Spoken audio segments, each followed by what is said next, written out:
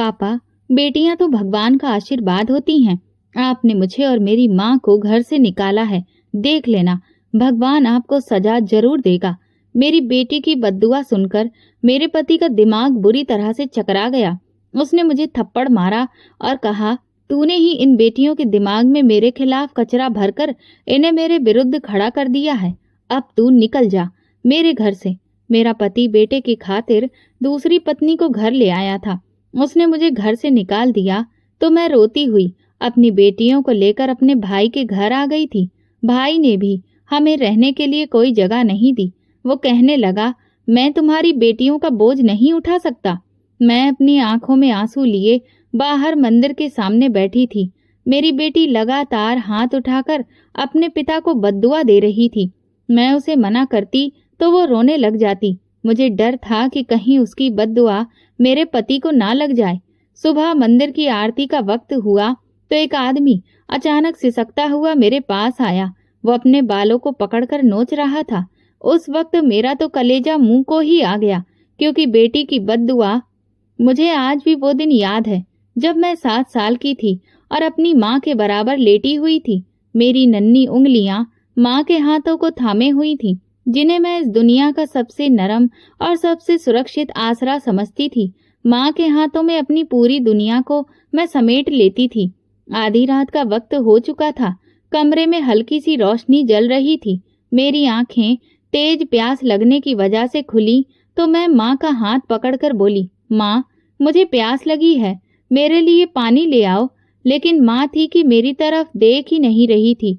इस बार मैंने उसके चेहरे पर हाथ मारते हुए कहा, माँ, मुझे प्यास लग रही है। लेकिन इस बार भी मुझे कोई जवाब नहीं मिला। मैंने धीरे से उनका कंधा भी हिलाया, लेकिन माँ बिल्कुल खामोश थी। तीसरी बार उनके चेहरे को मैंने छुआ तो मुझे महसूस हुआ कि उनका चेहरा ठंडा हो चुका है और उनकी आंखें खुली हुई थीं, जैसे वो मुझे देख रही हो, लेकिन वो पलक नहीं झपका रही थी। वहां एक सन्नाटा पसरा था, एक अजीब सा खामोश माहौल था। मैं जोर से चिल्ला पड़ी, माँ। मेरी आवाज कमरे की दीवारों से टकराकर पूरे कमरे में फैल गई। मेरे पापा तुरंत ही दूसरे कमरे से भागते हुए आए। क्या हुआ अनीता? मैंने रोते हुए माँ की तरफ इशारा किया। माँ कुछ बोल नहीं रही है। पापा ने तुरंत माँ को बाजू से पकड़कर झिंझोड़ा। लता, लता, उठो, देखो अनीता डर गई है, उठो ना। वो माँ के चेहरे पर पानी के छींटे मारने लगे, उनके हाथ सहलाते, कभी उनके बाजू से पकड़कर उन्हें जोर जोर से हिलाते और कहते, लता, उठ जाओ, देखो अपनी आंखें झपकाओ, इस तरह से मत करो, मुझे बहुत डर लग रहा है। फिर एकदम वो माँ का हाथ पकड़े हुए चारपाई के पास बैठ गए और दोनों हाथों से उन्होंने अपना चेहरा ढक लिया और बस रोते जा रहे थे। मेरी लता चली गई, तुम्हारी माँ तुम्हें छोड़कर चली गई अनीता। मेरी आंखों के सामने पूरी दुनिया अंधेरे से भर गई थी। मैं कभी माँ को हिलाती तो कभी पापा को देखती, पर दिल इस सच्चाई को मानने के लिए तैयार ही नहीं था। सुबह तक मैं माँ के माथे पर हाथ रखे हुए बैठी रही। मुझे ऐसा लगता रहा कि अभी वो उठ जाएंगी और मुझे अपने सीने से लगा लेंगी। मुझे कहेंगी, बस सो जा मेरी बच्ची, मैं हूं ना। पर वो लम्हा, वो रात, मेरी जिंदगी का वो मोड़ था जहां से मेरा बचपन खत्म हो गया और मेरी जिंदगी एक नए दर्द से जुड़ गई। सुबह हुई, अर्थी उठी तो पापा के कंधों पर सिर्फ माँ की लाश नहीं गई थी, बल्कि वो खुद भी उनके साथ खत्म हो चुके थे। फर्क सिर्फ ये था कि उनका शरीर सामने सबको दिखाई दे रहा था। माँ के बिना वो ऐसे हो गए थे जैसे बिना आत्मा का इंसान, बिखरा हुआ, उजड़ा हुआ और खामोश। हमारा घर और मेरी जिंदगी बिल्कुल वीरान हो गई थी। लेकिन फिर भी एक उम्मीद थी कि पापा हैं। लेकिन फिर माँ के जाने के 4 महीने बाद वो भी चले गए। सुबह को पापा मजदूरी पर गए हुए थे, लेकिन फिर वो वापस नहीं लौटे। शाम ढलने से जरा पहले पड़ोसी ने पापा की मौत की खबर आकर मुझे सुनाई। बेटी, तुम्हारे पापा काम करते हुए छत से गिर गए और दोबारा वो उठ न सके। मेरी छोटी सी दुनिया पूरी तरह से उजड़ चुकी थी। मेरे चाचा संतोष मुझे अपने घर लेकर आए। वो बहुत रो भी रहे थे और मेरे सर पर हाथ भी रखा और धीरे से बोले, अब तुम हमारी बेटी हो अनीता। लेकिन वो हाथ पापा के जैसा नहीं था। वो सिर्फ हमदर्दी की वजह से ऐसा कह रहे थे, लेकिन हकीकत इस सब से बिल्कुल अलग थी। मेरी चाची की नजरें पहले ही दिन बहुत मुझे अजीब सी लगी। वो मुझे देखकर कहने लगी, अब ये भी यहाँ रहेगी, खाएगी पहनेगी, भला इसका खर्च कौन उठाएगा। मैं बहुत छोटी थी, लेकिन फिर भी उनकी इस बात पर मेरी नजरें झुक गईं। उनके घर में दिन ब दिन मेरी जगह कम पड़ने लगी थी। पहले मेरा कमरा छोटा होकर स्टोर रूम बन गया, फिर धीरे धीरे वहां मेरे अलावा घर का गैर जरूरी सामान भरने लगा और फिर किचन के कोने में ही मेरा बिस्तर लगा दिया गया था। मेरे लिए सब कुछ बदल गया था। मुझे भूख बहुत लगती थी। सुबह उठती तो मेरी चाची की आवाज आती, उठो अनीता, तुम्हें बर्तन धोने हैं। फिर शाम तक वही सब कुछ, अनीता कपड़े निचोड़ दो, अनीता पोछा लगा दो, अनीता मेरे पाँव तो दबा दो। और फिर रात गए जब मेरी चाची की आंख लग जाती, तब कहीं मैं आकर किचन के कोने में अपना बिस्तर लगाती। खेलने की उम्र में मैं काम पर काम किए जा रही थी, लेकिन मेरे अंदर एक जिद अभी भी बाकी थी, पढ़ाई करने की जिद, किताबों से प्यार। माँ के जमाने में मिलने वाली 3री क्लास की पुरानी किताबें मैं छुपा कर रखती थी। रात को जब सब लोग सो जाते तो मैं चुपचाप नीचे से किताबें निकाल कर पढ़ती। वही किताबें दोहरा दोहरा कर मैं पढ़ती रहती। हर पन्ना मेरी सांसों से जुड़ा हुआ लगता था, लेकिन एक रात वो भी मुझसे छीन ली गई। अचानक मेरी चाची जाग गई और मुझे किताबें पढ़ते देखकर वो गुस्से से पागल हो गई। कम बखत, छुप छुप कर पढ़ रही है, तेरी औकात ही क्या है। बड़ी आई, नौकरी करेगी, डॉक्टरनी बनेगी, शकल देखी है अपनी। उन्होंने वो किताबें मुझसे छीनी और चूल्हे में झोंक दी। मैं रोती रही और अपनी जलती हुई किताबों को देखती रही। वो जलती किताबों का धुआं मेरे चेहरे पर पड़ रहा था और आंखों में आंसू बढ़ते जा रहे थे। मेरी जिंदगी का मकसद ही अब खत्म हो गया था। मैं बस अपनी चाची के आदेश पर चलने वाली एक रोबोट मशीन बन गई थी। पर इस तरह से मैं बड़ी होती गई। फिर एक दिन चाचा और चाची आपस में बातें कर रहे थे और मैं किचन में बर्तन धो रही थी, लेकिन उनकी बातों की आवाज हवा में तैरती हुई मेरे कानों तक पहुंच गई। चाची ने कहा, इसकी जल्दी से शादी कर दो, समझ गए? क्योंकि ये जितनी ज्यादा बड़ी होती जाएगी उतना ही हमारा खर्च बढ़ेगा। कोई रिश्ता देखा ताकि कुछ बोझ कम हो जाए। मैं वो रात आज तक नहीं भूली। सुबह मेरी चाची मेरे लिए अपना एक पुराना लाल रंग का जोड़ा लेकर आई। सुन ले, ये आज पहन लेना, आज मेहमान आएंगे, तेरा रिश्ता होने वाला है, वो तुझे देखने आ रहे हैं। ये सुनते ही मेरे हाथ कांपने लगे, पूरा शरीर पसीने से भीग गया, लेकिन मेरी चाची की आंखों में दया नाम की कोई भी चीज नहीं दिख रही थी। अरे, कब तक हम लोगों पर यूं ही बोझ बनी रहेगी? आखिर हर लड़की की किस्मत में विदा होना तो लिखा होता है। मैं आईने के सामने खड़ी थी। मेरी चाची के जोड़े में मैं खुद को देख रही थी, जो हर तरफ से मुझ पर ढीला ढाला लग रहा था।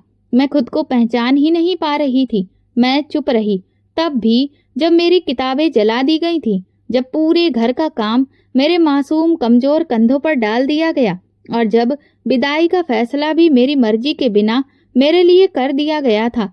17 साल की उम्र में मेरे साथ ये सब कुछ हो रहा था। ये वो उम्र होती है जब लड़की को आईने में खुद को देखना, खुद को संवारना बहुत अच्छा लगने लगता है। वो नए नए सपने बुनती है, रंगीन चूड़ियों में खुद को देखती है, बालों में कभी फूल सजाती है तो कभी नए नए गहने पहनती है। लेकिन मेरे हिस्से में ये सब कुछ नहीं आया था, न चूड़ियां, न सपना और न ही कोई श्रृंगार। मेरी विदाई की खबर ऐसे सुनाई गई थी जैसे किसी बेकार सामान को घर से बाहर निकाला जा रहा हो। अगले हफ्ते शादी है अनीता की और लड़के का नाम राकेश है। इसके लिए वो बिल्कुल ठीक रहेगा, काम से भी लगा हुआ है। चाचा ने इस तरह से बताया जैसे कोई सौदा पूरा हो चुका हो। न मुझसे पूछा, न रिश्ता करने से पहले मुझे कुछ भी बताया गया, न कोई राय ली गई। लेकिन मैं चुप रही, हमेशा की तरह। विदाई के दिन मुझे सादा सा हल्का गुलाबी रंग का सूट पहनाया गया। न मेहंदी, न जेवर, न कोई सिंगार, जो हर दुल्हन की पहचान होती है। शादी मंदिर में हुई थी। पंडित जी ने सारी रस्में करवाई। जब राकेश आया तो मेरा दिल जोर से धड़कने लगा। वो एक अजनबी इंसान था जिसे मैंने कभी पहले नहीं देखा था। शादी के बाद पहली बार उसकी नजर मुझ पर पड़ी तो उसके चेहरे पर ना कोई मुस्कुराहट थी और ना ही कोई अपनापन, बस एक संजीदगी थी। कमरे के अंदर दाखिल होते ही उसने कहा, देखो, मैं कोई जज्बाती मर्द नहीं हूँ। मेरे नियम कानून बहुत ही सख्त हैं और तुम्हें उनके हिसाब से चलना होगा और ख्याल भी रखना होगा। मैंने आंखें झुका ली, क्योंकि अब तक मैं यही सीखती आई थी। मैंने उसे कोई जवाब नहीं दिया, भले ही कोई भी बात कितनी ही दर्दनाक क्यों ना हो, पर मैं खामोश रहती थी। सास ने पहले दिन ही कहा, तुम्हारी चाची ने तो कहा था कि लड़की बड़े ही काम की है। अब देखते हैं कि उनकी बातों में कितनी सच्चाई है। उसके बाद मैं इस घर की बहू नहीं, बस नौकरानी बनकर रह गई। पहली ही रात राकेश ने कहा, ये शर्म दिखाने से काम नहीं चलने वाला। जिंदगी की असली सच्चाई यही है। यहाँ पर कोई फिल्म नहीं चल रही है जिसमें तुम शर्माने की अदाकारी करो। समझ आया? मैं चौंक कर उसकी तरफ देखने लगी। क्या पहली रात दुल्हन से इस तरह की बात की जाती है? मैं किसी लड़की को अपने सर पर चढ़ाकर रखने वाला मर्द नहीं हूँ। मेरे काम, मेरी जिंदगी सब मेरे अपने उसूलों पर है। तुम्हें अगर यहाँ रहना है तो खामोशी और चुपचाप के साथ सबका आदेश मानना ही तुम्हारी पहचान होगी। मैंने अपनी जुबान दांतों में दबा ली और कुछ नहीं कहा। अगली सुबह सवेरे सवेरे ही नंद ने दरवाजा बजाना शुरू कर दिया। राकेश, माँ कह रही है कि भाभी को भेज दो, उन्हें घर का काम समझाना है। राकेश ने मुझे इशारे से कहा और मैं उठकर बाहर आ गई। सास ने कहा, नाश्ता बनाओ और आज से घर के सारे काम तुम ही करोगी। देखते हैं कि तुम्हारी चाची ने जो कहा था वो कितना सच है कि तुम बड़े काम की चीज हो। मैंने कोई जवाब नहीं दिया। जैसे वहां काम करती थी वैसे ही यहाँ भी मैंने सब कुछ संभाल लिया। वहां सिर्फ मेरी चाची थी, लेकिन यहाँ तो पूरी फैमिली थी। सारा दिन किचन में ही गुजर जाता था। दोपहर को राकेश जब काम से वापस आया तो मैं पानी का गिलास भरकर उनके सामने लाई। उसने गुस्से से घूरकर मुझे देखा और बोले, मुझे ये नौकरानी की तरह सेवा पसंद नहीं है। तुम्हारा काम है सिर्फ खामोश रहना। जब भी मैं पानी मांगू तब लेकर आना। मैं कुछ भी नहीं बोली, चुपचाप गिलास लेकर किचन में वापस आ गई। दिन भर मुझे पति के साथ बैठने, बात करने का कोई भी अधिकार नहीं था और ना ही वो खुद भी कभी मुझसे कहता था। न जाने कैसा आदमी था। उसे पत्नी से कोई हमदर्दी ही नहीं थी, ना ही पत्नी से बात करने की कोई जरूरत महसूस करता था। बस रात को एक फर्ज समझकर अपने पहलू में सोने की जगह दे देता था। हर दिन एक नया ताना, हर पल एक नई परीक्षा थी। राकेश के साथ जिंदगी नहीं बल्कि मुझे सजा मिली थी जो मैं काट रही थी। उससे शादी करने के बाद जैसे मेरी जिंदगी ने पलटकर सांस लेना ही छोड़ दिया था। वक्त जैसे रुक गया था और मैं भी दिन रात आंगन, किचन, चारपाई, बर्तन, झाड़ू, बस इसी में लगी रहती थी और यही मेरी दुनिया बनकर रह गई थी। राकेश के नियम किसी जेलर की तरह थे और मैं उनके दिखाए बंधनों की कैदी। बिना किसी जुर्म के मैं ये सजा काट रही थी। एक दिन शाम को हल्की बारिश हो रही थी। मैं चाय बना रही थी और दिल में इच्छा जागी कि मैं बारिश में थोड़ी देर बाहर खड़ी हो जाऊं, सिर्फ कुछ लम्हे आंखें बंद करके अपने लिए जी लूं। मैंने सबको चाय दी और बरामदे में खड़ी होकर बारिश को देखने लगी। लेकिन इस वक्त राकेश की आवाज मेरे कानों में गूंजी, बाहर तब निकलना जब तुम्हारे कदमों के नीचे मेरी लाश पड़ी हो। तुम कोई छोटी बच्ची नहीं हो कि बारिश में भीग कर खुश हो जाओ। ये चोचलेबाजी अपने मायके में छोड़कर आनी चाहिए थी। हमारे यहाँ औरतें इस तरह की हरकतें नहीं करती हैं। मैं वहीं पर रुक गई। चाय का कप हाथ से छूटने लगा था, इसलिए उसके गर्म छींटे मेरे हाथ पर गिरे। पर दर्द का एहसास तभी हुआ जब दिल पर राकेश की वो बातें आग की तरह भड़की थीं। सामने ही सास बैठी हुई थी और चेहरे पर हमेशा की तरह तीखापन और नफरत दिखा रही थी। सुनो राकेश, ये अनाथ लड़की है। हमारे खानदान की इज्जत ये क्या खाक संभाल पाएगी? इसके शौक तो देखो, शादी के बाद भी बच्चों जैसी हरकतें कर रही है। माँ बाप तो कब के मर गए और ये अभी तक खुद को बच्ची समझ रही है। अरे अनाथ होना तो अच्छे खासे इंसान को भी सबक सिखा देता है। न जाने कैसी ढीठ लड़की है जिसे अभी तक बारिश में भीगने का शौक चढ़ा हुआ है। उनकी ये बात सुनकर जैसे मेरी सांसें रुक गईं। क्या अनाथ होना कोई गुनाह है? क्या माँ बाप का मर जाना मेरी गलती है? मेरी आंखों में आंसू तैरने लगे थे, पर मैं जानती थी कि ये आंसू दिखाने के लिए नहीं, पीने के लिए हैं। मैंने अपनी आंखें बंद करके खुद को याद दिलाया, अनीता, तुम्हें रोकर इन लोगों को नहीं दिखाना है। तो मैं बस अपने भगवान के आगे ही ये सब कहना सीख गई थी और किसी को खबर नहीं होने देती थी। रात को राकेश ने अपना फैसला सुनाया जैसे कोई राजा आदेश दे रहा हो। कल मेरे दोस्त आएंगे, तुम दिखाई भी मत देना, बस चुपचाप किचन संभालना, और अगर किसी ने पूछा तो कहना कि मैं इस घर की नौकरानी हूँ। खुद को मेरी पत्नी बताने की कोई जरूरत नहीं है।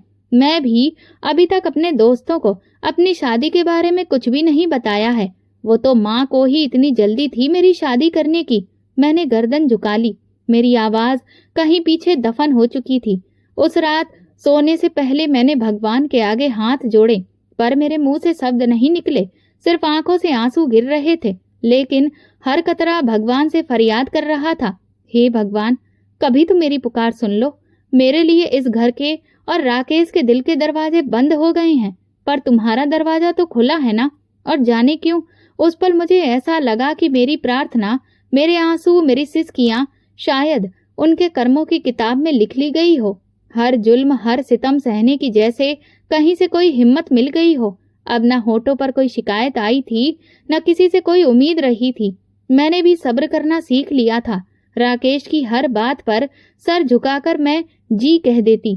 सास की गालियां, उनका हर ताना आंखें झुकाकर सुन लेती थी।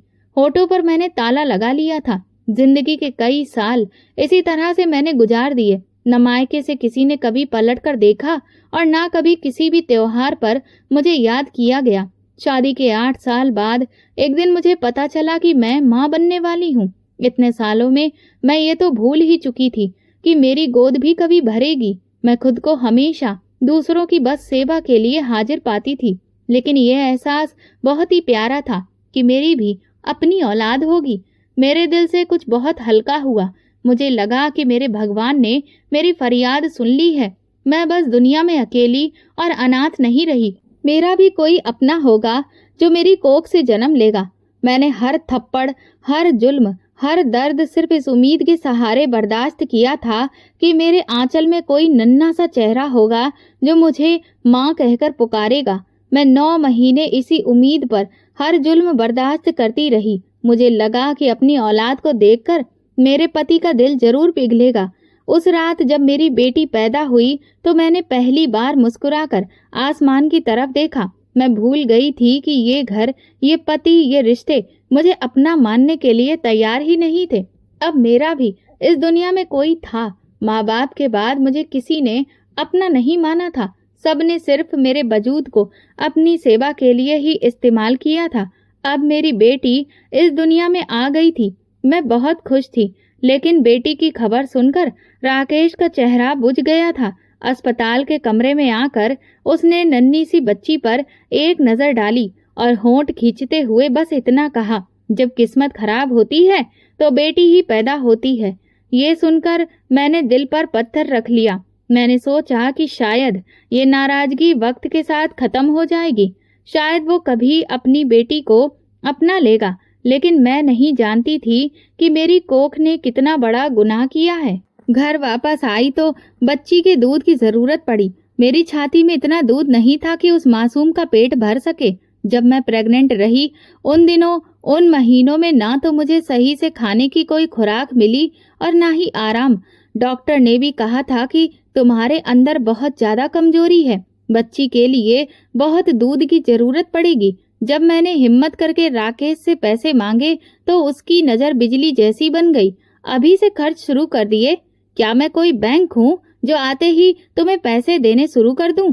मैंने कहा, राकेश, ये आपकी भी औलाद है। मैंने अपने लिए तो कभी कुछ भी नहीं मांगा, लेकिन इसके लिए जो चाहिए वो आपके अलावा भला मैं किससे मांगूंगी? और उसी पल उसका हाथ उठा। वो थप्पड़ मेरे गाल पर नहीं, मेरी माँ बनने की खुशी पर पड़ा था। मैं गूंगी की तरह रह गई और मेरी गोद में लेटी हुई मेरी बेटी तारा ने भी ये नजारा देखा था, जिस पर मेरे जज्बात, मेरी इज्जत, मेरा शरीर और मेरा वजूद, सब कुछ ये लोग बिल्कुल भटका चुके थे। शारीरिक कमजोरी एक बच्ची की जिम्मेदारी और घर के काम में हर चीज को निभा रही थी, और रात को पति के फर्ज भी मैं अदा कर रही थी।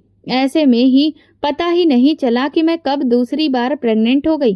तारा को देखती तो एक और बच्चे का सोचकर घबरा जाती थी कि मैं कैसे संभालूंगी दोनों को, क्योंकि मेरी बेटी को उसकी दादी और बुआ देखना भी गवारा नहीं करती थी। उन्होंने कभी उसे रोते हुए चुप करवाने की जहमत भी नहीं उठाई थी। वो उसके लिए एक भी पैसा देने को तैयार नहीं था। मैं कभी किचन में तो कभी बर्तन धोते हुए उसे अपने सीने से लगाए रखती। वो सो जाती तो सारे काम निपटा लेती। वो सिर्फ 2 साल की थी जब दूसरा बच्चा मेरे पेट में आ गया, और फिर जब मैंने इस बारे में अपने पति को बताया तो वो कहने लगा, अब की बार बेटा ही होना चाहिए, वरना समझ लेना मुझसे बुरा कोई भी नहीं होगा। ये सुनकर मैं बहुत डर गई। उसकी बातों से मुझे बुरे ख्याल आते थे। वो धमकियां देता था कि अगर दूसरी बेटी हुई तो फिर तुम अपना ठिकाना कहीं और ढूंढ लेना। एक तो खुद भी अनचाही इस घर में आई हो, ऊपर से एक बेटी पैदा कर दी। अब दूसरे की यहाँ पर कोई भी गुंजाइश नहीं बची है मेरे पास। लेकिन मुझे क्या पता था कि मेरी किस्मत में अभी और दुख लिखे थे। एक और बेटी पैदा हो गई और बस उसकी पैदाइश ने तो पूरे घर में बहुत बड़ा तूफान लाकर खड़ा कर दिया। वो तूफान जो सिर्फ मेरी दुनिया में ही नहीं, मेरे शरीर, मेरी सांसों, यहाँ तक कि मेरे वजूद के हर एक कोने में फैल गया था। जब मुझे तेज दर्द उठा तो कमर दोहरी हो गई थी। राकेश उस समय आंगन में बैठा बीड़ी पी रहा था और उसकी माँ उसके साथ बैठकर बेटियों की पैदाइश पर होने वाले नुकसान के बारे में बातें दोहरा रही थी। मैंने झुककर सास से कहा, माँ जी, लगता है कि वक्त करीब है। वो मुझे ऊपर से नीचे तक देखकर बोली, और इस बार भी लड़की ही निकलेगी। इस औरत की कोख से शायद ही हमें कोई खुशखबरी सुनने को मिले। ये तो मनूस नसीब लेकर ही पैदा हुई है।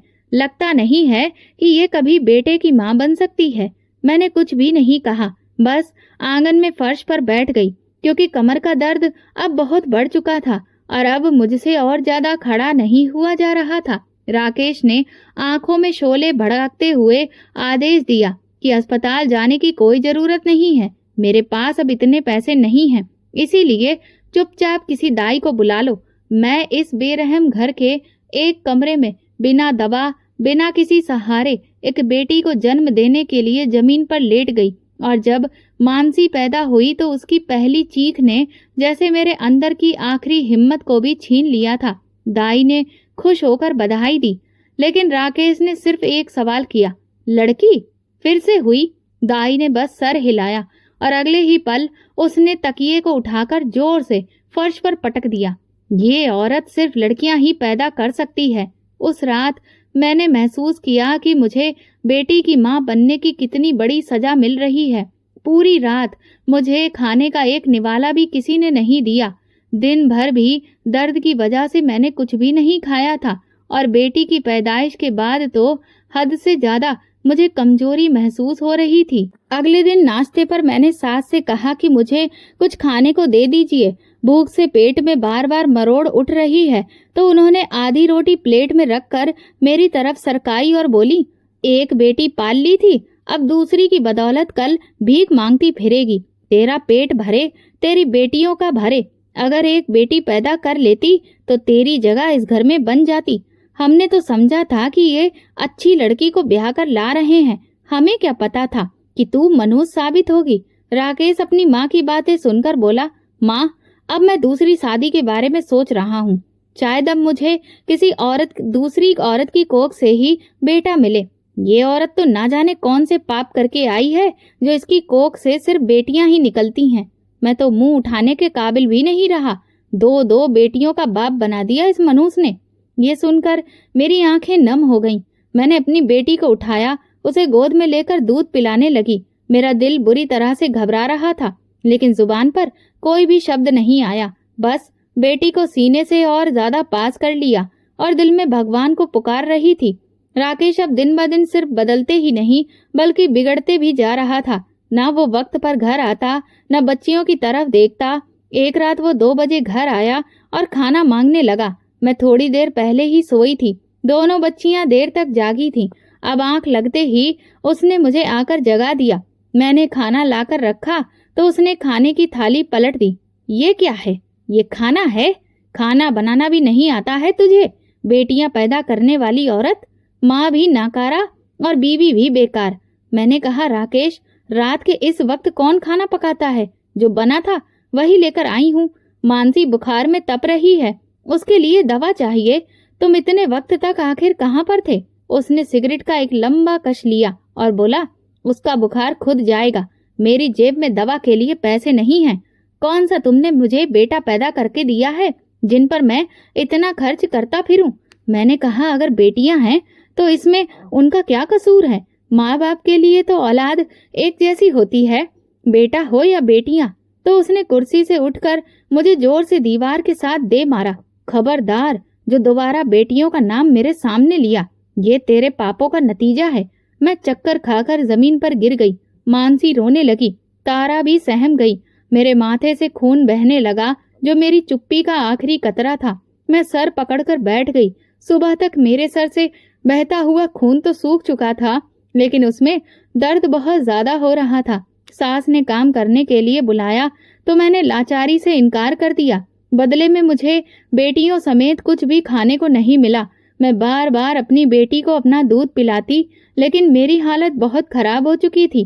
पूरा दिन भूखे पेट ही गुजर गया। शाम को राकेश घर आया तो वो अकेला नहीं था, बल्कि उसके साथ एक खूबसूरत लड़की भी थी। उसने उसका हाथ पकड़ रखा था। घर के अंदर आते ही वो चारों तरफ नजरें फेर कर घर को देखने लगी, लेकिन मेरी नजर सिर्फ उसी पर रुकी रही। माँ! राकेश ने अपनी माँ को आवाज दी तो मेरी सास कमरे से निकल आई। माँ देखो, मैं तुम्हारे लिए नई बहू लाया हूँ। अब ये मुझे बेटा देगी। मेरी सास एकटक उसे देख रही थी, जैसे कि उसके आने से भी उन्हें कोई खुशी नहीं हुई। मैं उसके पास गई। राकेश, 2 बच्चियों के पिता होकर तुमने दूसरी शादी कर ली। उसने मुझे कोई भी सफाई देना जरूरी नहीं समझा, सिर्फ इतना कहा, अब तू यहाँ से निकल जा, मुझे अब तेरी कोई जरूरत नहीं है। मैंने उसकी बात को सुना तो सही, लेकिन जैसे मुझे भरोसा ही नहीं हो रहा था। मैंने धीरे से पूछा, हाँ निकल जाऊं अपनी बेटियों को लेकर? हाँ, समझ में आया तुझे? मेरे नसीब में तुझे बेटा नहीं तो फिर मुझे भी तेरी जरूरत नहीं है। उसकी आंखों में कोई नरमी नहीं थी, जैसे कि मैं उसके लिए इंसान ही नहीं, सिर्फ एक गलती थी जिसे अब वो ठीक कर रहा था। मैंने कहा, मैं कहाँ जाऊंगी? मेरे पास इस घर के अलावा और कोई ठिकाना नहीं है। लेकिन वो मेरी कोई भी बात सुनने को तैयार ही नहीं था। अगर तुम नहीं गई तो अपने साथ साथ बेटियों को होने वाली तकलीफ की जिम्मेदार भी फिर तुम ही होगी। मैं सोच भी नहीं सकती थी कि वो इस हद तक नीचे गिर सकता है। तुम्हें इस जुल्म का अभी अंदाजा नहीं है राकेश, कि तुम कितना बड़ा गुनाह कर रहे हो, लेकिन देखना एक दिन तुम भी तड़पोगे। ये कहते हुए मैंने पल्ला सर पर लिया और एक छोटे से बैग में बच्चियों के कपड़े रखे और दोनों को पकड़कर घर से बाहर आ गई। मेरे कदम लड़खड़ाने लगे। बच्चियों का हाथ पकड़े मैं चलती रही। हे भगवान, अब मैं कहाँ जाऊं? तारा मेरे साथ साथ खामोशी से चल रही थी। मानसी मेरी गोद में थी। मेरे अंदर एक लावा उबल रहा था। मैंने कितने साल इस घर में सब कुछ चुपचाप बर्दाश्त किया, अपनी जिंदगी इन जालिमों की सेवा में झोंक दी, लेकिन ये नहीं सोचा था कि वो मुझे एक दिन इस तरह से निकाल देंगे। उम्मीद की आखिरी किरण अब मेरे लिए मेरे चाचा का घर ही था, जिन्होंने सालों तक मुझे कभी भी पलट कर नहीं देखा था। आखिर में मैं कहाँ जाती? इसीलिए वहीं पर मैं लौट आई थी। लेकिन जैसे ही मेरी चाची ने दरवाजा खोला और मुझे ऊपर से नीचे तक देखा और बच्चियों की तरफ नजर दौड़ाई, तो वो तुरंत ही ऊंची आवाज में बोली, अजी सुनिए, आपके स्वर्गीय भाई की बेटी आ गई है, पर लगता है सब कुछ छोड़ छाड़ कर आई है। चाचा आए तो मैंने उन्हें नमस्ते किया। चाचा, मैं अपनी बेटियों के साथ यहाँ आपके दरवाजे पर आई हूँ। चाचा, मेरा पति राकेश कोई अच्छा इंसान नहीं था, उसने मुझे घर से निकाल दिया। वो रूखे स्वर में बोले, अनीता, हमने तुम्हें बचपन से बड़े तक पाला और फिर तुम्हारी शादी भी कर दी। अब तुम हम पर और क्या बोझ बढ़ाने के लिए आई हो? मेरी सांसें ये सुनते ही रुक गईं। तारा ने मेरे पल्लू का कोना पकड़ लिया, जैसे वो डर गई हो। चाचा, मेरे लिए ना सही, लेकिन कम से कम इन बच्चियों के लिए ही। मैं अभी कुछ कहने ही लगी थी कि उन्होंने तुरंत हाथ उठाकर मुझे बाहर जाने का इशारा कर दिया। देखो, हमने अपनी जिम्मेदारी पूरी कर दी है, अब ये बोझ हम लोग नहीं उठा सकते हैं। मेरी चाची ने दरवाजा मेरे मुंह पर बंद कर दिया। दरवाजा धड़ाम से बंद हुआ और मेरी दुनिया फिर सड़क पर आ गई। रात अंधेरे से भर रही थी। मेरे कंधों पर 2 बच्चियों का बोझ था। मैं कहाँ जाती? दिल डर से घबरा रहा था। वहां पास में ही एक पार्क था। मैंने झिझकते हुए बच्चियों को ले जाकर एक बेंच के किनारे बैठने की हिम्मत की। तारा ने अपना सर मेरे पैरों पर रखा और बोली, माँ, आज हम लोग कहाँ सोएंगे?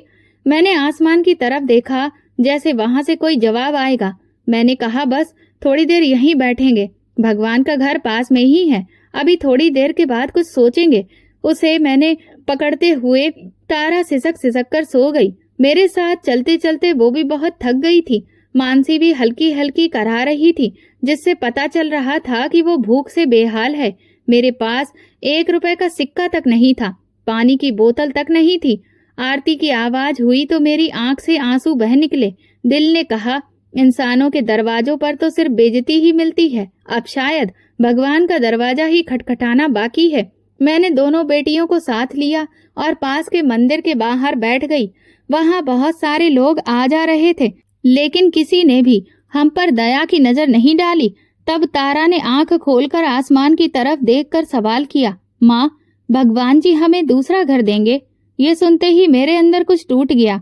मैं अपनी बेटी को सीने से लगाकर कहने लगी, हाँ मेरी बच्ची, वो जरूर देंगे, बस तुम सब्र करो। तारा ने आसमान की तरफ देखा और बोली, भगवान जी, पापा ने हमें घर से निकाला है, उन्हें आप सजा देना। मैं घबरा गई। मेरी मासूम बेटी को घर से निकाल दिए जाने का इतना दुख था कि वो अपने ही पिता को बद्दुआ दे रही थी, जबकि इस घर में भी उन्हें कभी प्यार या अपनापन नहीं मिला था। लेकिन फिर भी सर पर छत तो थी, वो भी आज राकेश ने अपनी बेटियों से छीन ली थी। मैं नहीं जानती थी कि मेरी मासूम बेटी के मुंह से निकले ये शब्द राकेश को बर्बाद कर देंगे। थोड़ी ही देर के बाद एक औरत मेरे पास आकर धीरे से पूछने लगी, अरे बहन, तुम कहाँ से आई हो? मैं रोती हुई आवाज में बोली, कहीं से भी नहीं, मेरा कोई भी घर नहीं है। अगर वो घर मेरा होता तो मुझे वहां से कभी भी निकलना नहीं पड़ता। बस अब मैं भटक रही हूँ। उन्होंने कहा कि मैं अनाथ बच्चों और विधवा औरतों के लिए एक छोटा सा आश्रय घर चलाती हूँ, तुम मेरे साथ आओ। मैंने अपनी बेटियों की तरफ देखा और पहली बार मुझे ऐसा लगा कि शायद भगवान ने मेरी आंसुओं से की गई प्रार्थना को सुन लिया हो। मैं उसके साथ उसके छोटे से आंगन के अंदर पहुंची। किसी माँ के लिए इससे बड़ी खुशी क्या होगी कि उसकी औलाद को सुरक्षित छत मिल जाए। उसने कहा कि मेरा नाम सुनीता है, तुम मुझे अपनी बड़ी बहन की तरह ही समझो। तुम बहुत थकी हुई होगी, अभी तुम खाना खाकर कुछ देर आराम कर लो। मुझे ऐसा लगा जैसे कोई मेरे जख्मों पर सालों बाद मरहम रख रहा हो। ये शब्द मैं न जाने कितने सालों से सुनना चाहती थी। शायद माँ के मरने के बाद किसी ने आज पहली बार मुझसे इतने प्यार से कहा था कि खाना खा लो, वरना उस दिन से आज तक सिर्फ हाथ फैलाकर ही मुझे खाना मिला था और किसी ने कभी नहीं कहा था कि आराम कर लो। सुनीता दीदी ने जब मेरे झुके थके वजूद और सहमी हुई बेटियों को देखा तो बिना कुछ पूछे बस एक दरवाजा खोलकर बोली, अब ये तुम्हारा कमरा है, जब तक तुम चाहे यहाँ पर आराम से रह सकती हो, सुकून से, इज्जत से। मेरी आंखों में ये सुनते ही आंसू भर आए। वो छोटा सा कमरा जिसमें एक पलंग, एक पंखा और कोने में रखी छोटी सी अलमारी थी, मेरे लिए किसी महल से कम नहीं था। वो छत जो रात को बारिश से बचाती थी, वो दीवारें जो मुझे तेज धूप में छाया दे सकती थी, मेरे लिए वही किसी स्वर्ग के जैसी थी। कई दिनों के बाद मेरे वजूद ने सुरक्षा शब्द का मतलब महसूस किया था। मैंने धीरे से मानसी को गोद में लिटाया। तारा मेरे सामने बैठी थी। वो आंखों से सवाल कर रही थी कि अब क्या होगा, और मैं माँ होते हुए भी चुपचाप थी। सुनीता दीदी एक प्लेट में गरम रोटी, दाल और बच्चों के लिए दूध लेकर आई। मैंने कांपते हाथों से रोटी तोड़ी, तारा को निवाला खिलाया। कल रात से मेरे पेट में एक भी रोटी का टुकड़ा नहीं गया था। भूख सिर्फ शरीर को नहीं, आत्मा को भी थका देती है, और मेरी आत्मा पिछले कई सालों से भूखी थी। मगर अब मुझे अपनी नहीं, अपनी बेटियों की भूख ज्यादा सता रही थी। जब मैंने पहली बार मानसी के लिए बोतल में दूध भरा तो उसकी आंखों में चमक आ गई। वो पागलों की तरह बोतल की तरफ झपटी और उसे पीने लगी जैसे कि बरसों बाद प्यासे को कुआं मिला हो। उसने बोतल को दोनों हाथों से पकड़ा और दूध पीने लगी। मैं उसे देखती रही और मेरी आंखों से आंसू गिरने लगे। मेरा दिल सुकून से भर गया। न जाने कितने दिनों बाद ऐसा लगा कि मैं एक माँ हूँ, एक ऐसी माँ जो कमजोर थी मगर फिर से जीने लगी थी, सिर्फ उस कमरे की चार दीवारी की बदौलत जिसने मुझे और मेरी बेटियों को एक नई जिंदगी दे दी थी। अगली सुबह सूरज की पहली किरण जब कमरे की खिड़की से अंदर दाखिल हुई तो मुझे ऐसा लगा जैसे कोई नई जिंदगी मेरे सामने बिछ रही हो। मैंने मानसी के माथे को चूमा, तारा को धीरे से जगाया और दोनों को अपनी बाहों में भरकर कहा, उठो मेरी प्यारी बेटियों, आज से नई शुरुआत है। और जब मैं आश्रम घर के छोटे से हॉल में गई तो वहां की हवा में अजीब सा सुकून था। लकड़ी की टेबल, साधारण बर्तन और सलीके से बैठी कुछ औरतें जो मेरे ही जैसी थीं, थकी हुई, जख्मी और अब एक नए सफर पर चल रही थीं। मैं भी उनके साथ जाकर एक कोने पर बैठ गई। सुनीता दीदी ने खुद आकर मेरे सामने चाय, पराठे और बच्चों के लिए बिस्किट रखे। तारा ने जब पहली बार चाय में डुबोकर बिस्किट खाया तो उसके चेहरे पर जो रोशनी आई उससे बढ़कर सूरज की रोशनी भी फीकी थी। बच्चों की किलकारियां गूंज रही थीं और मैं पहली बार किसी के कहने पर बैठकर नाश्ता कर रही थी। मेरे दिल के अंदर छुपा वो गहरा जख्म जो राकेश ने बरसों में काट कर गहरा कर दिया था, धीरे धीरे भरने लगा था। ऐसा नहीं था कि वो सारे दुख मिट गए थे, पर जैसे हर गुजरते पल के साथ उनका तीखापन कम हो रहा था। जैसे मैं खुद को पहली बार एक इज्जतदार इंसान समझने लगी थी, ना सिर्फ माँ, ना सिर्फ औरत, बल्कि वो अनीता जो सालों बाद पहली बार अपने वजूद को पहचानने लगी थी।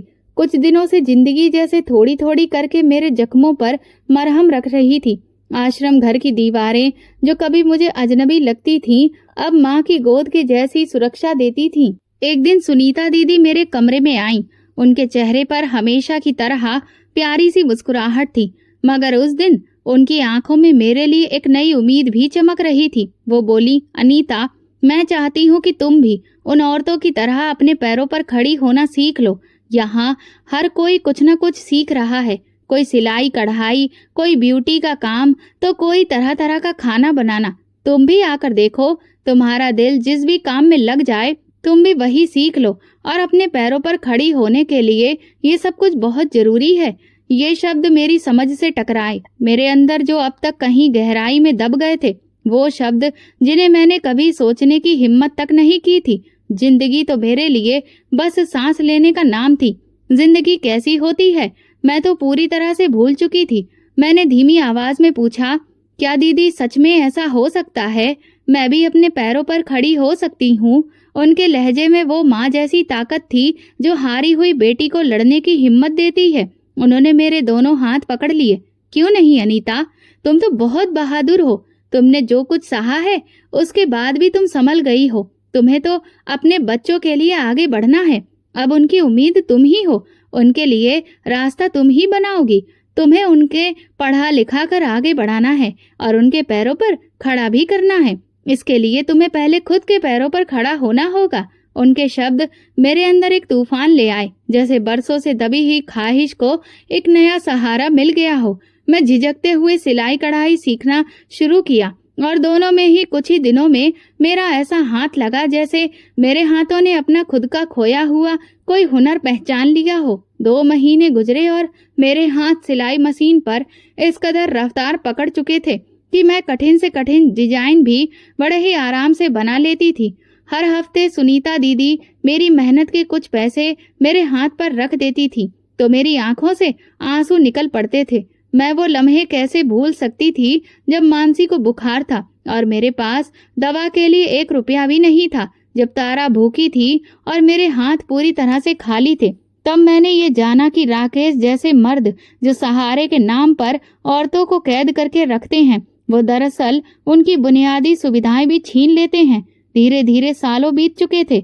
मेरी बेटियां अब अच्छे स्कूल में पढ़ रही थीं। जो सपने मैंने कभी अपनी आंखों में पाल रखे थे, अब वो मेरी बेटियों की सूरत में पूरे हो रहे थे। मैंने अपने काम में इतनी महारत हासिल कर ली थी कि आज मैं एक सिलाई सेंटर में बच्चों और अपने जैसी औरतों को सिलाई का काम सिखाने वाली टीचर बन चुकी थी। गर्मी अपनी शिद्दत पर थी। सूरज आसमान से आग बरसा रहा था और मैं हमेशा की तरह अपनी वर्कशॉप में औरतों को कटिंग करना, और सिलाई की तरह तरह की ट्रेनिंग दे रही थी।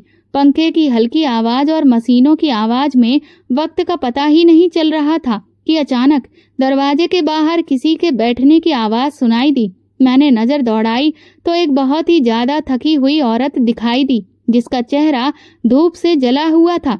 वर्कशॉप के दरवाजे के साए में आकर वो बैठ गई। उसके कपड़े फटे हुए टुकड़ों में बदल चुके थे और माथे से बहता पसीना उसकी बेबसी की गवाही दे रहा था। उसके होठों से दबी दबी सी आवाज निकली, बेटी कोई पानी ही पिला दो, मेरे गले में बहुत कांटे चुभ रहे हैं, मैं बहुत प्यासी हूँ। मैं अचानक से अपने काम से हाथ रोककर पानी का गिलास भरकर उसके पास पहुंची। जैसे ही मैंने पानी का गिलास उसके हाथ में दिया तो उसने मेरी आंखों में झांकते हुए एक ठंडी सांस भरी और कहा, तुम अनीता हो ना, राकेश की पत्नी? ये सवाल मेरे वजूद में एक तूफान की तरह उतर गया। मैं पल भर को पत्थर हो गई। कितने साल बीत चुके थे उस नाम को सुने हुए। मैंने धीरे से हाँ में सर हिलाया। उसने पानी के कुछ घूंट अपने गले से नीचे उतारे और फिर सिसक कर बोली, मैं उसकी माँ हूँ, जिसे उसने अपने घर से धक्के देकर निकाल दिया। क्या तुमने मुझे पहचाना नहीं? ये सुनते ही मेरा वजूद जैसे सुन्न पड़ चुका था। वो राकेश जो कभी मुझे इंसान नहीं समझता था, जिसने मेरी बेटियों को बोझ कहा था, जिसने मेरी ममता को शर्मिंदगी बताया, जिसने मुझे बेइज्जत करके बेटियों के साथ घर से निकाल दिया, आज खुद उसकी माँ दर दर फिर रही थी। वो रोती जा रही थी और अपनी कहानी सुनाती जा रही थी। तुम्हारे जाने के बाद वो जिस लड़की को तुम पर सौतन बनाकर लाया था, वही अब उसके लिए मुसीबत बन गई।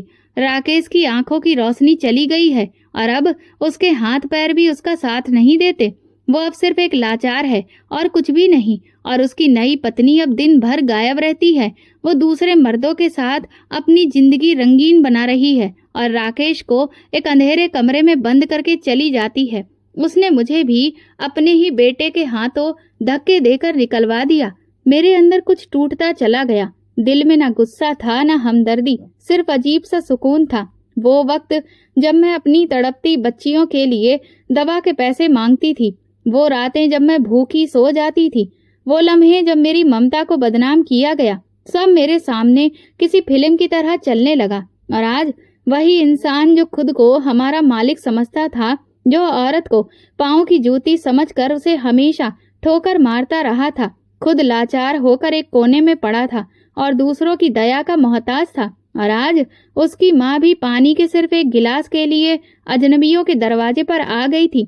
मैंने पानी का दूसरा गिलास भरकर उन्हें दिया और दिल में अपने भगवान को धन्यवाद दिया, लेकिन जुबान पर कुछ भी नहीं आया। बस दिल में एक ही बात गूंज रही थी, भगवान तुम ही सबका हिसाब किताब करने वाले हो। जुल्म करने वाले तुम्हारे हिसाब से कभी बच नहीं सकते।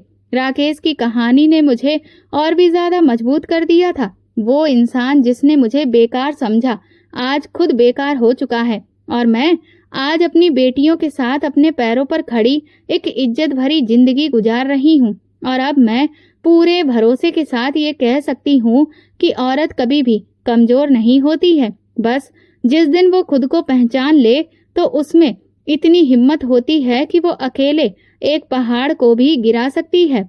अपनी कहानी से मैंने जो भी सबक सीखा, उसके बाद मैंने ये फैसला किया था कि सुनीता दीदी की तरह मैं भी बेसहारा औरतों और बच्चों को सहारा दूंगी और उनके लिए एक उम्मीद की किरण बनूंगी। आज जो मेरी कहानी सुन रहे हैं, मैं उनसे भी प्रार्थना करती हूँ कि आप भी किसी न किसी तरह से कभी किसी का सहारा बनिए, क्योंकि ये दुनिया बस इंसानियत के रिश्ते से ही चल सकती है। ये वीडियो केवल मनोरंजन के उद्देश्य से बनाया गया है। सभी पात्र काल्पनिक हैं। वास्तविक व्यक्तियों, जीवित या मृत या वास्तविक घटनाओं से कोई भी समानता विशुद्ध रूप से संयोग है। किसी भी व्यक्ति, धर्म या जाति को ठेस पहुंचाने की इसमें मंशा नहीं है। दोस्तों, अगर आपको हमारी कहानी पसंद आई हो तो प्लीज कमेंट करके जरूर बताइए। वीडियो को लाइक करें और ज्यादा से ज्यादा शेयर करें। चैनल पर नए हैं तो सब्सक्राइब जरूर करें और नोटिफिकेशन बेल दबाएं ताकि अगली अपडेट सबसे पहले आपको मिले। धन्यवाद।